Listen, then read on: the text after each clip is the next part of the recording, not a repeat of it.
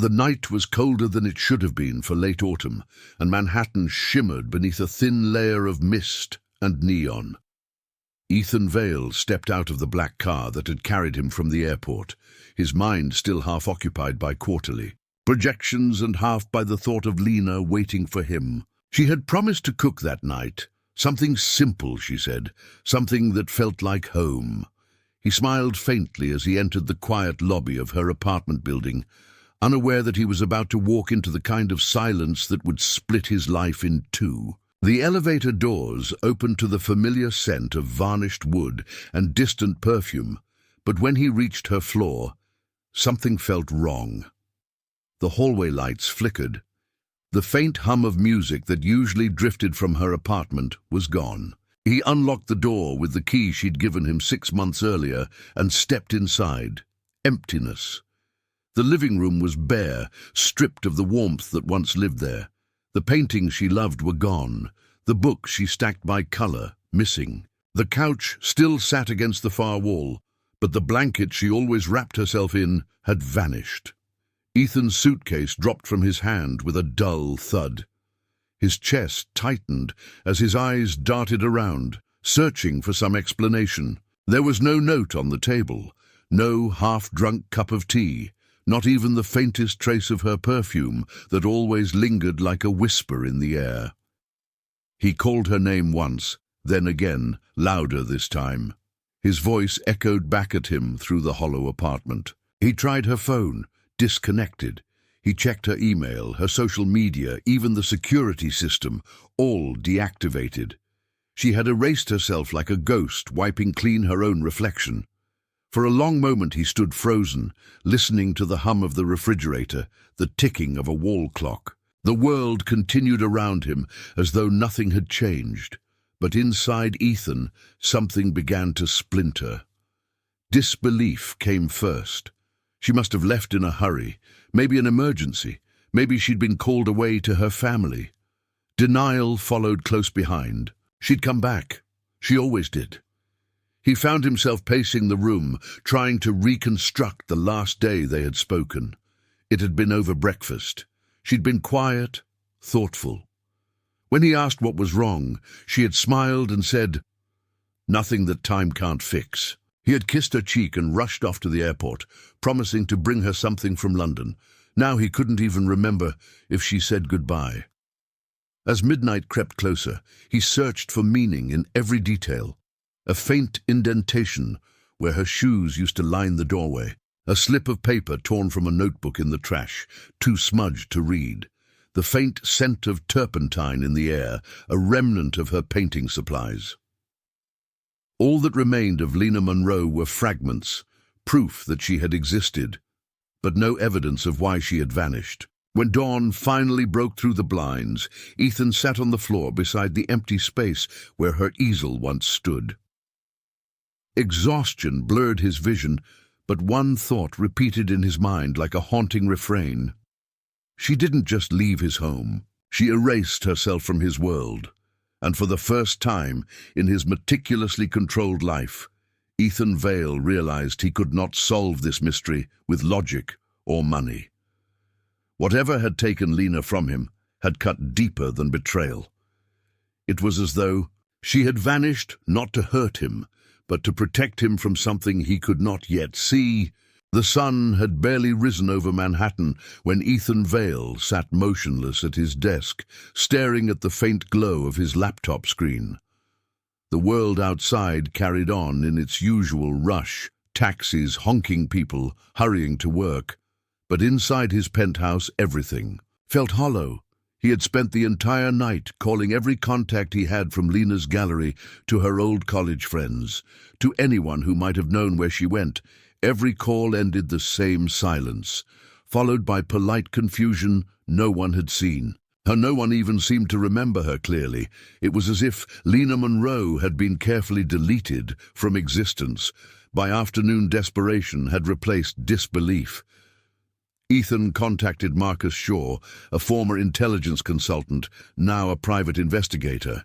Known for his ability to find the unfindable, he arrived dressed in dark clothes, carrying a small tablet and a calmness that made Ethan uneasy when people vanish.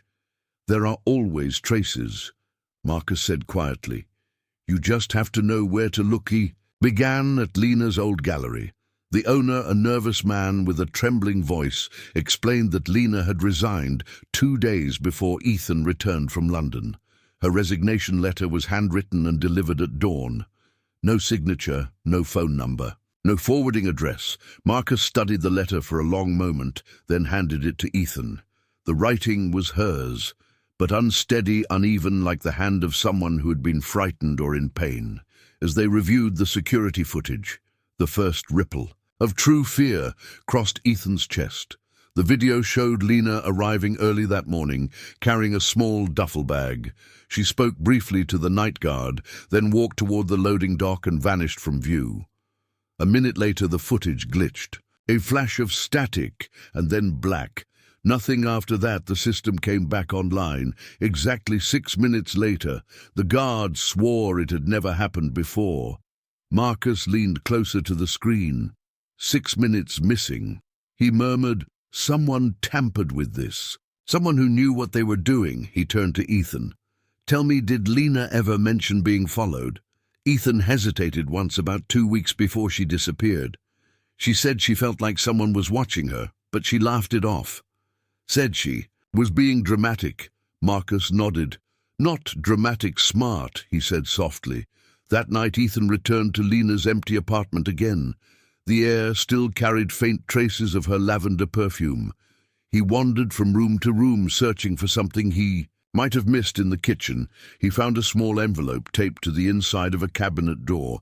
It contained a single photograph of them together, taken at the charity gala, where they first met. On the back, in faint pencil, were the words, "Please, forgive me." Ethan felt his knees weaken. He stared out the window as rain began to fall over the city, his mind replaying the last conversation they ever had. She had looked at him across the dinner table and asked if love ever asked for sacrifice. "Would you say yes?" He had laughed and told her, "Love never asks for sacrifice, it asks for balance now." Her question echoed through his mind like a haunting prophecy. He pressed his forehead against the glass, whispering her name into the night. "Lena, if you are in trouble, I will find you, I promise." Miles away in a dim motel room, a woman with trembling hands and tired eyes stared at the same rain through a cracked window. Her heart monitor beeped softly beside her. She touched the photograph in her lap, the same picture Ethan now held, and whispered his name. "I'm sorry, Ethan, this is the only way to save you." 3 days had passed since Ethan found the photograph and the note. The city outside his window carried on, like nothing had changed. But inside his penthouse he felt like a man living underwater. Every sound was distant, every breath heavy. Marcus kept sending updates, each one stranger than the last. Lena's bank accounts closed, her phone destroyed, her medical records sealed, and her passport flagged for international travel. Yet there was no record of her leaving the country. She had simply disappeared between one sunrise and the next. The pressure was eating Ethan alive. He stopped showing up to board meetings. Investors began to whisper that the genius behind Vale Systems was breaking down. He didn't care. The empire he built felt meaningless compared to the quiet echo of Lena's absence. He spent hours studying the photograph she left him, tracing the faint pencil lines where her message had trembled with emotion. "Please forgive me." It wasn't a goodbye. It was a warning. On the 4th night, Marcus called. "There's something you need to see. Meet me at Riverside Pier." Midnight. Ethan didn't ask questions. He went. The riverfront was silent except for the low hum of the city breathing behind him. Marcus stood near the railing holding a folder wrapped in plastic. "I pulled data from traffic cams near Lena's apartment." He said, "I found this." Inside were still images, grainy but clear enough to freeze Ethan's blood. Lena standing by a black sedan, talking to a man in a dark coat. The timestamp the night before she vanished, his face half hidden but familiar. Ethan felt a chill. It was Adrian Cole, his former partner. the one who had tried to sell their company's security patents overseas 2 years ago. Ethan had destroyed his career to save the company. Why would Lena meet with him? Ethan asked, his voice low. Marcus flipped another image. She wasn't meeting him, he was forcing her into the car. There's a shadow near her wrist, handcuffs maybe, or a medical bracelet. Ethan's heart pounded louder than the rain hitting the pavement back in his penthouse. Ethan searched through old correspondence between Adrian and their company lawyers. Adrian had vanished around the same time Lena did. Rumors said he'd joined a foreign firm backed by dangerous investors who specialized in stealing medical research files. One name appeared again and again: Vale Labs, a private biotech firm under federal investigation. Ethan froze. Lena's brother had once worked for them. The pieces were beginning to connect like jagged glass. She hadn't left to run away. She had left to hide him from something darker, something that could destroy more than a relationship, maybe a secret that could cost lives. That night, Ethan dreamed of her again.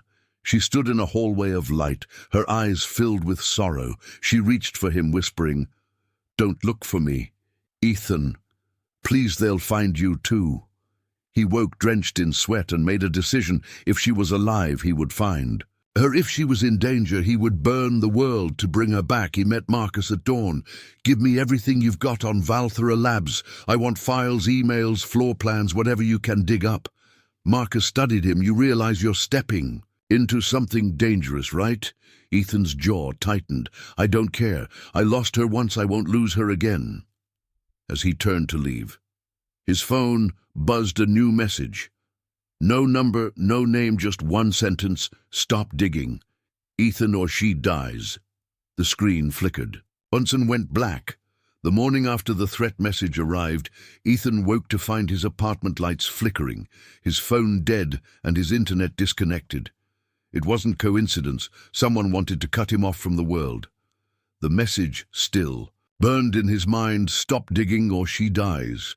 But he knew one truth now. Someone out there had Lena, and whoever they were, they had access to his systems. That meant only one thing: they were inside his world.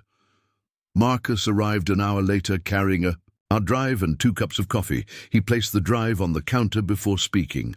"I checked your home network. Someone slipped in through your company servers last night. That means they had insider access." Ethan's pulse raced. "Who else has?" "My old clearance," Adrian. Marcus nodded. "And maybe a few Vale executives you once partnered with when you sold your data encryption patents 5 years ago. You remember that deal? You backed out of it last minute because you said something about the ethics of genetic data. Lena was the one who convinced you. Her name cracked through the silence like thunder. If Vale wanted your encryption tech for genetic data, she must have known something." Marcus continued. "Maybe she tried to protect you from what they were planning." Ethan stared out the window, watching the city blur into a gray haze, his mind connecting the dots: Lena's sudden fear, her question about sacrifice, the hidden medical bracelet that night. Ethan went to his office, building downtown, a place he had avoided since everything began. He swiped his old access card and entered the silent corridors. The building was dark except for the faint glow of the server room. The hum of machines filled the air, and then he saw it, a file folder open on the main console labeled Project Echo. Inside were medical scans, blood charts, and patient codes. One file bore a name he never expected: Lena Monroe, status, active participant, donor protocol. 9B. His breath caught. She wasn't just sick, she was part of something experimental, and Vale had used his encryption tech to hide it. They had made her part of their research without his knowledge. He copied the entire database onto a flash drive, but before he could disconnect the system, a sound echoed behind him. Footsteps, slow, deliberate. Ethan turned, but saw only shadows. Then a voice, low and calm, said, "You were warned." Ethan spun around and saw a man in a black coat holding a small device, the same man from the traffic footage. "Adrian Cole, you ruined everything," Adrian said. If you'd signed the contract 5 years ago, we'd all be rich instead. You played hero, and she paid the price." Ethan lunged forward, but Adrian pressed a button on the device in the server. Screens flickered, exploding with static in seconds. The room filled with smoke. Ethan stumbled, coughing, as alarms blared. Adrian disappeared into the darkness, leaving only the scent of burning wires. He escaped through the emergency stairs, clutching. The flash drive against his chest, his heart pounding. The city sirens wailed in the distance as he stepped into the rain. He looked at the small metal drive glowing faintly in his hand. This was why she left. This was the secret she carried. He whispered. Her name again, Lena. What did they do to you in a small clinic, far from the city? A woman opened her eyes as machines beeped softly around her. Her voice cracked as she spoke to the nurse. "Is it safe now?" The nurse hesitated. "They found him," she said. Quietly, Lena closed her eyes and whispered, "Then we're both running out of time." The night stretched long and restless over Manhattan. Ethan sat in the corner of his dark apartment, the flash drive on the table glowing like a heartbeat. He had copied the files, but he hadn't opened them yet. Part of him was terrified of what he might find. Marcus had been missing for 24 hours. No calls, no messages, just silence. The city felt like it was closing in on him. The more he searched for truth, the more people disappeared. He finally plugged the drive into his offline computer. The screen flickered alive, rows of encrypted files filling the monitor. He began decrypting them one by one, and what he saw turned his blood-cold Project Echo wasn't just a research program. It was a genetic replication trial using living donors to build synthetic hearts for high-value clients. Lena's name appeared on a list of 12 test subjects, each labeled as viable donor for Phase 3. Then he saw something worse. Her blood type and genome signature were identical to the prototype heart currently registered under the project's investor code. His own company's identifier Vale system site hit him like a blade to the chest. His company had unknowingly provided the encryption to hide illegal medical experiments. Lena hadn't left because she was dying. She left because she discovered the truth and tried to protect him from it. He stood up, shaking, rage and horror mixing inside him when the lights in his apartment cut out. Everything went black. A voice came through. The darkness, calm, almost gentle. "You were supposed to let her go." Ethan froze. He couldn't see anyone, but he felt movement, a shadow near the window. The voice continued. "She volunteered to disappear so you could live. Do not make her sacrifice meaningless." Ethan recognized it. Adrian Cole, the traitor turned ghost, the man who had stolen Lena from her life. "You're lying," Ethan said, his voice trembling. Adrian stepped forward, holding a small tablet. Its screen showed Lena hooked to machines, eyes closed, her chest rising slowly in rhythm with a mechanical pulse. "She's alive," Adrian said. "But if you keep chasing this, you'll condemn her to the same fate as the others." Then lunged. But Adrian was faster, vanishing into the hallway, leaving the tablet. Behind the video continued Lena's voice, faint but clear. "Please don't look for me. Ethan, please, they'll kill you too." The feed cut to static. Ethan's hands shook. He replayed her voice again and again until dawn. Then he knew what he had to. No, he couldn't stay hidden. He needed allies. He went to Dr. Naomi Reyes, a cardiologist who had once mentored Lena in medical ethics. She was shocked to see him standing in her office, soaked from rain. She told him in a whisper that Project Echo had been quietly funded by offshore investors through front charities. People in government knew, but said nothing. When Ethan showed her the files, she went pale. "These are not trials," she said. "These are harvests." The word hung in the air like poison. Harvests. That night, as Ethan drove through the city, the realization struck him. They weren't just keeping Lena alive. They were using her. Her blood, her organs, her mind. Everything she had become the core of their creation project. Echo wasn't about saving lives. It was about selling immortality, and Lena had been the key. He gripped the steering wheel as thunder rolled above the skyline, his reflection in the windshield hollow and haunted. He whispered to himself, "I'm coming for you, Lena. Even if I have to burn the whole system to bring you back." And somewhere, in a sterile lab beyond the city, a woman stirred from sedation, whispering his name like a prayer. "Ethan, please, hurry." Rain poured over the city like a warning as Ethan drove. Toward the docks, his hands tight on the wheel, his eyes burning from sleepless nights. Every second he spent breathing felt stolen from Lena. He had uncovered enough to know the truth. Project Echo was real. It was dark, and it was buried deep under layers of government protection. His name and his company had been used as a front to hide human experiments, and the woman he loved had become both their prisoner and their secret. The flash drive now sat hidden inside a hollow watch on his wrist. The only evidence that could expose the entire operation, Dr. Naomi had gone underground after their meeting, leaving behind a single message, a place coordinates pointing to a warehouse near the East River. Ethan followed the directions through the storm and stopped outside an abandoned shipping yard. Light flickered behind broken windows, and the faint sound of machinery echoed in the distance. He moved quietly through the shadows, heart pounding as he entered the building. Inside were crates, marked with medical symbols and labels in foreign languages.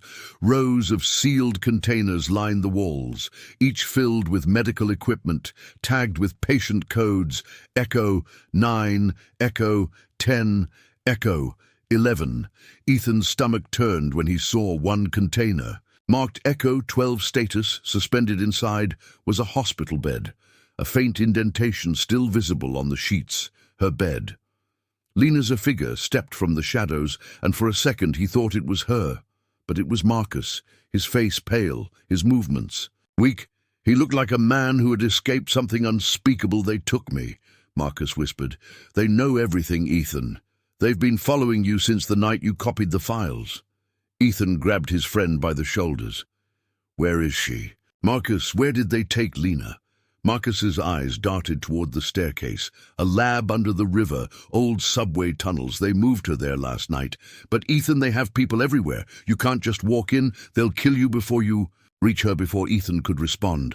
A sound cut through the air, the metallic click of a gun being loaded.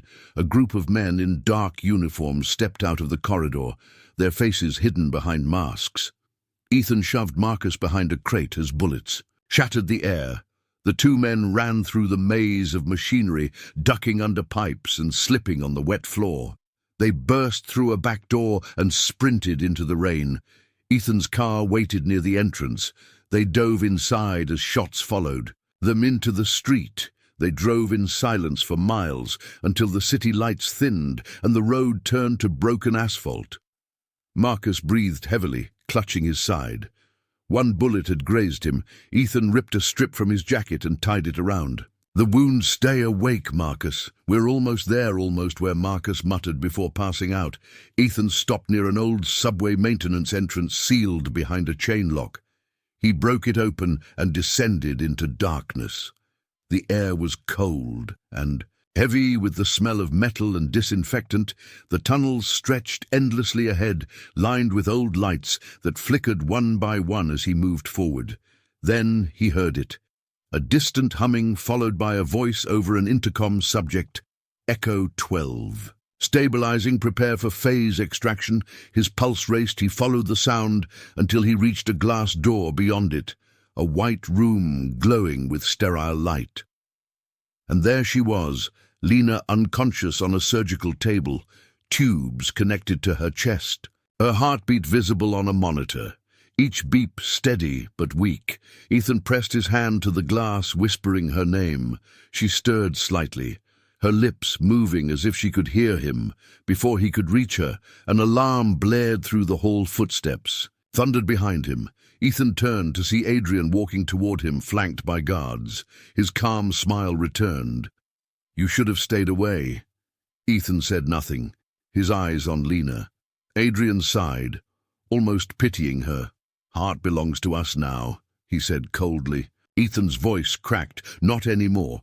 He grabbed a metal rod from the floor and swung as the lights flickered. Chaos erupted. The guards lunged. Ethan fought through them, desperation driving every move, his only goal to reach the woman beyond the glass. He managed to hit the control panel. The glass door slid open, alarms screaming around them. Ethan rushed to Lena's side, ripping the wires free. Her eyes fluttered open, confusion and pain mixing in her gaze. "Ethan," she whispered. "What are you doing here?" "Saving you," he said, his voice breaking, but as he lifted her into his arms, the building lights turned red.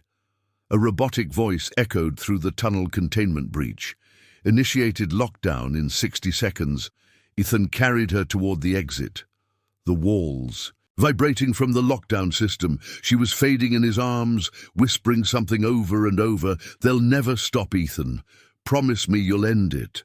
Promise me." The world above shook as the tunnel sealed behind them, and Ethan looked back. One last time at the red glow swallowing the lab below, he whispered, "I promise," and ran into the storm carrying the only proof that love was stronger than fear. The night sky over the East River was bleeding with lightning. As Ethan staggered through the rain, Lena clutched in his arms. She was barely conscious, her body trembling from the cold and the sedatives that still ran through her veins. He reached the end of the tunnel where Marcus waited, slumped against the hood of the car, his face pale but alive. Marcus opened the door and helped Ethan lay Lena in the back seat. Her skin felt ice cold, her breathing shallow. Ethan's hands shook as he touched her cheek. "Stay with me, Lena, please stay with me." They drove in silence, the storm swallowing the sound of the tires on the road. Marcus's voice finally broke through the chaos. "Where are we going?" Ethan's eyes never left the rearview mirror. "There's a safe house upstate.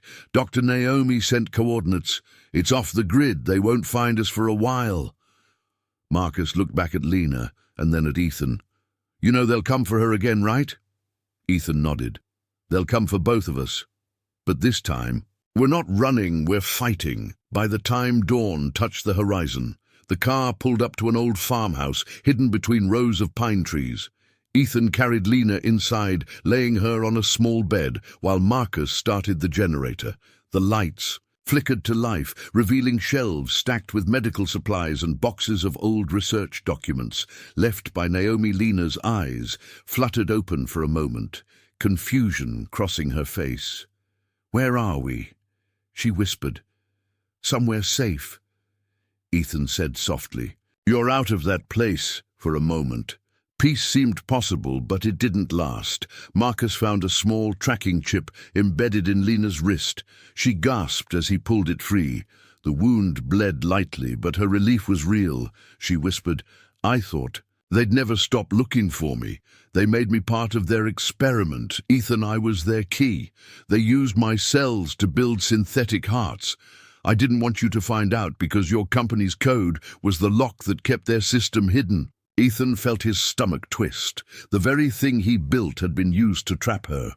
As she spoke, the generator lights dimmed. Marcus glanced toward the window, his face tightening. "We've got company." Black vehicles were crawling up the dirt road, headlights cutting through the fog. Ethan grabbed the flash drive from his watch and slipped it into a small metal case. He turned to Lena. "You said they used my code to hide their experiments. Can we reverse it?" She nodded weakly, but her hands trembled. "I can decrypt it, but I'll need a secure line. If we release this data, it will expose every investor, every scientist, every lab involved." Ethan met her eyes. "Then do it." While Lena worked on the laptop, Marcus loaded his gun. The vehicles stopped outside. Men in dark uniforms spread across the field, voices shouting orders. Ethan moved to the window, counting at least 10, maybe more. The door rattled as someone tried to break it open. Lena's voice shook. "I need 1 more minute." Ethan stood beside her, protecting her as the sound of gunfire exploded through the night. The windows shattered. Marcus fired back, hitting one of the headlights outside. The air smelled of smoke and fear. Lena pressed the final key and whispered, "It's done. The files are..." Live the world will know. The screen blinked, transmission complete. Ethan grabbed her hand and pulled her toward the back door as Marcus covered them. "Go!" he shouted. "Don't look back!" Ethan hesitated, but Marcus's eyes told him the truth. He wouldn't. Survived the firefight. Ethan carried Lena out into the woods, bullets slicing through the trees behind them until they vanished into the darkness. Hours later, after the gunfire faded, they reached a small clearing overlooking the valley below. The first rays of sunrise breaking through the clouds. Ethan sat with Lena in his arms, her breathing still weak but steady. She looked up at him, tears in her eyes. "You lost everything for me," she whispered. He smiled faintly. "No, I gave up everything to finally be free." She closed her eyes, resting her head against his chest, and for the first time since the nightmare began, Ethan felt hope somewhere far behind them. Sirens echoed in the distance, but above them the sky was turning gold and the world was finally beginning to wake. The morning light crept over the hills, painting the valley in shades of pale gold. Ethan watched it through the fog of exhaustion. Lena lay beside him, her breathing slow, her skin warm again after a long night on the run. They had no idea if Marcus was alive or if the files she sent had truly reached the world. But somewhere out there the truth was spreading, and the people who had hunted them were watching their empire crumble. Ethan felt no triumph, only the heavy ache of what they had lost. He carried Lena to a nearby cabin, abandoned long ago, but still standing. They built a small fire using broken furniture, and for a few hours silence filled the room outside. The world buzzed with chaos. News channels spoke of leaked medical trials, coded data, and billionaire investors caught in a global scandal. Valthera Labs had been exposed. The files were real. Governments were scrambling for answers. But Ethan knew it wasn't over. They would want revenge. They would want the data back, and they would come for Lena again by nightfall. The wind had shifted heavy with the promise of another storm. Ethan sat near the fire, staring at the small metal case that once held the flash drive. It was empty now, but dangerous still. It carried the last fragment of encryption code from his system. If anyone found it, they could rebuild Project Echo. Lena stirred beside him, opening her eyes for the first time since dawn. Her voice was a whisper. "Did it work?" Ethan smiled faintly. "Yes, the world knows, but we need to disappear now. They'll never stop looking for us, for a moment." She was quiet. Then she reached into her pocket and pulled out a folded piece of paper. It was stained and soft from wear. She handed it to him. "This is where my brother was hiding the original patient records." He was terrified of what would happen if Valthera found him. Ethan unfolded the paper, coordinates written in her shaky handwriting. "These are in the mountains of Montana." He said, "Yes," she whispered.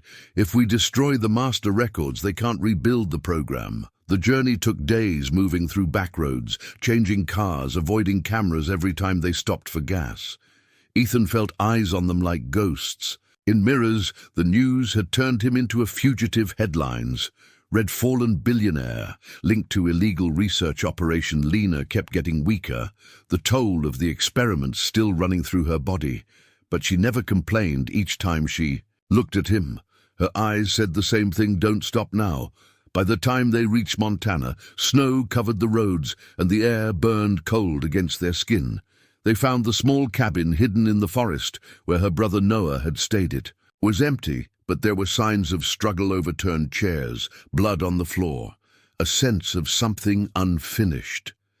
Ethan's heart pounded as he searched the room and found a small box beneath a loose floorboard. Inside were hard drives, notebooks, and medical vials labeled Echo Prototype. He whispered he died. Protecting this, they built a fire, and one by one, Ethan threw the drives into the flames. The plastic hissed and melted, releasing a thin trail of smoke. Lena watched, tears glinting in her eyes. "It's over." She said. "No," he replied. Not until I know you're safe." Suddenly headlights flashed through the trees, the roar of engines breaking the silence. Ethan grabbed Lena's hand and ran toward the back door. The forest came alive with the sound of boots crunching snow and voices shouting commands they had been found. They fled through the trees' breathless branches, whipping their faces until they reached the edge of a frozen river. Ethan turned, hearing the shouts growing closer. There was nowhere left to run. Lena looked at him, her voice steady for the first time. "We jump." Ethan hesitated. The river was dark, fast and deadly, but her eyes were fearless. She squeezed his hand. "Trust me," she whispered, "like you always should have." He took a deep breath, pulled her close, and together they leapt into the freezing black water, disappearing beneath the surface as searchlights swept above them, the world believing they were gone forever. The freezing river swallowed them whole, dragging their bodies through waves that bit like knives. Ethan fought to hold Lena's hand, but the current tore them apart. The water roared in his ears until everything turned black when he woke. He was lying on a riverbank miles downstream, snow falling softly over his face. He coughed hard, his lungs burning, his vision blurred. He called her name again and again. Lena, no answer. Only the whisper of the wind through the tree. Showers passed before he found a trail of footprints, faint but real, leading away from the river. He followed them through the forest, his body aching, his clothes frozen until he reached a small hunting cabin. Smoke rising from its chimney, he pushed the door open and saw Helena wrapped in a blanket, trembling near the fire, her lips blue but her eyes alive. When she saw him, she broke into tears. "I thought you drowned," she whispered. "I thought I lost you." Ethan sank beside her, pulling her close. "You can't lose me. Not now, not after everything we survived. For 2 days, they stayed hidden inside the cabin, surviving on canned food and melted snow." Lena's strength slowly returned, but her heart remained fragile.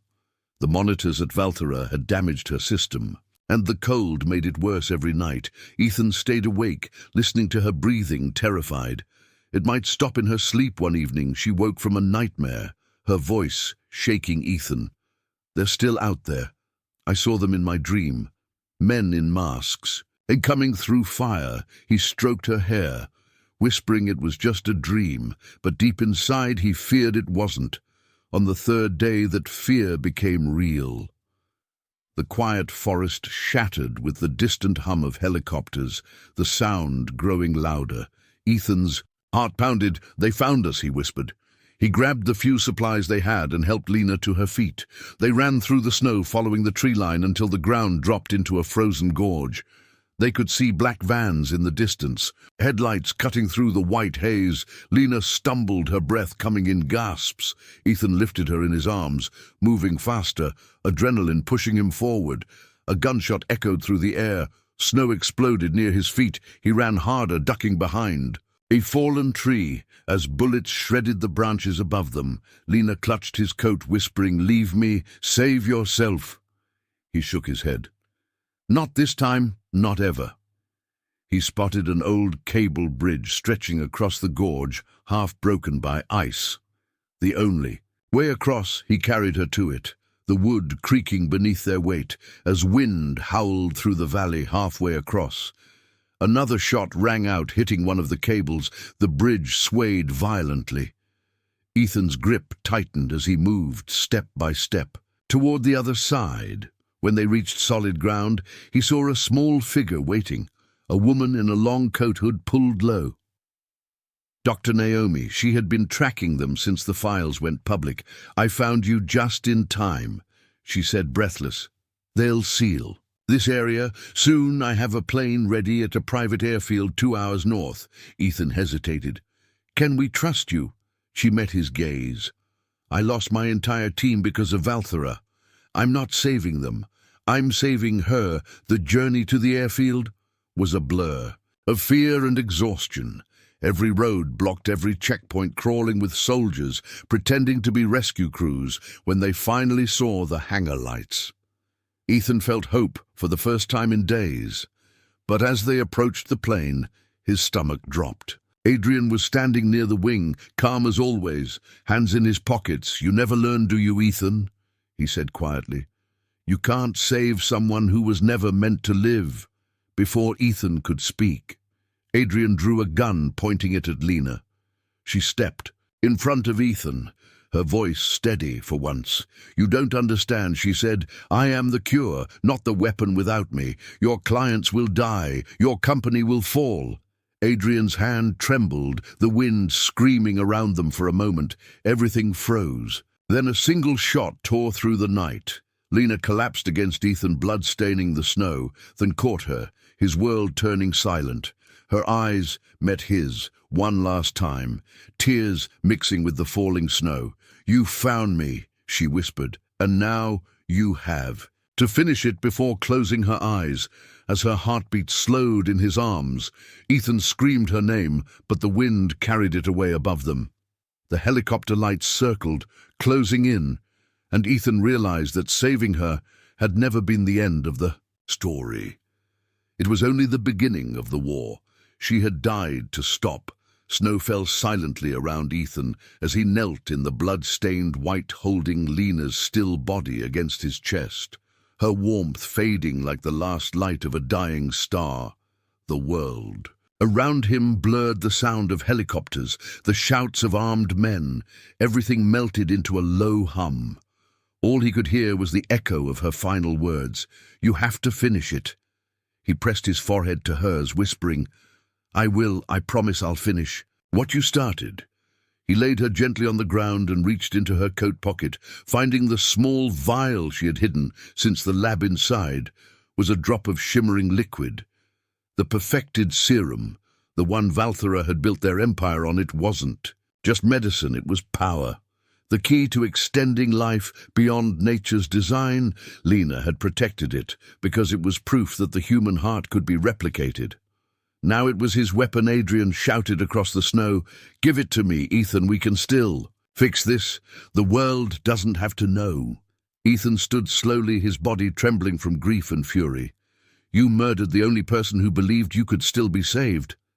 Adrian smirked. "She was a liability, just like you." Ethan looked down at the vial in his hand, and then at the sky where the storm was breaking, light piercing through the clouds. "You're wrong," he said.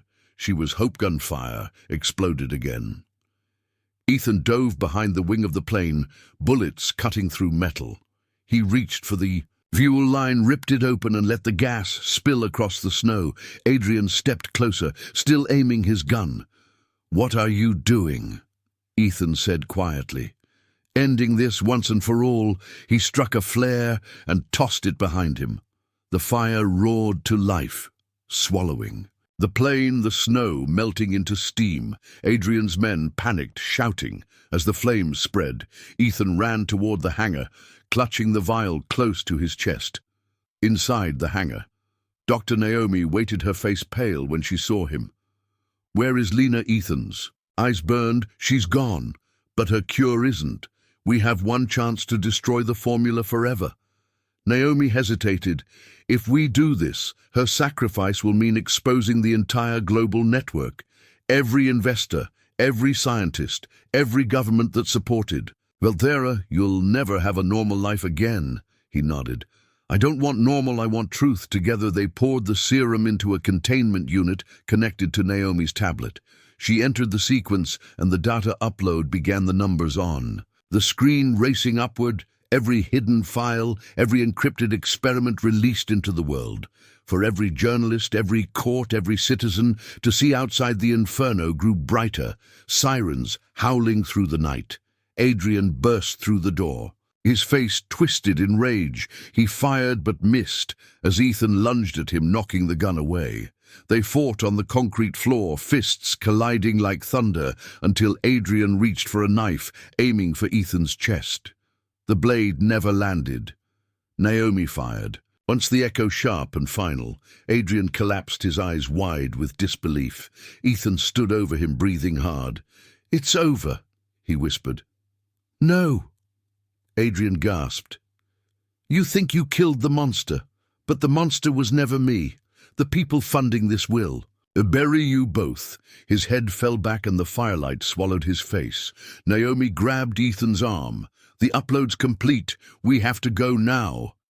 They escaped through the back entrance into the forest, the explosion behind them lighting the sky like dawn. The snow turned orange and gold, as if the sun had risen early. Ethan carried the empty vial in his pocket, a reminder of what had been won and what had been lost. Months later, the headlines still burned across every screen. Valthera executives. Arrested. Global hearings announced the world, calling it the largest medical scandal in history. Ethan disappeared, living under a new name in a small coastal town far from the noise. Every night he walked along the shore, hearing the waves whisper against the sand. Sometimes he swore he could still hear her voice carried in the wind. One evening, he found something buried near the rocks. A sealed envelope marked with his name inside was a letter written in Lena's handwriting, dated the day before she vanished. Ethan, if you're reading this, it means you found the truth. I never wanted to leave you. I wanted to save you from becoming like them. Love is not measured by what we gain, but by what we're willing to lose. Thank you for losing everything for me. He folded the letter against his heart. The waves crashed around him, the stars breaking through the clouds. He whispered her name into the wind, and for the first time since she disappeared, he felt peace, because even though she was gone, her voice still lived in the silence, her love still burned in the ashes of everything they destroyed. And somewhere deep inside, Ethan knew that the story they began together would live forever.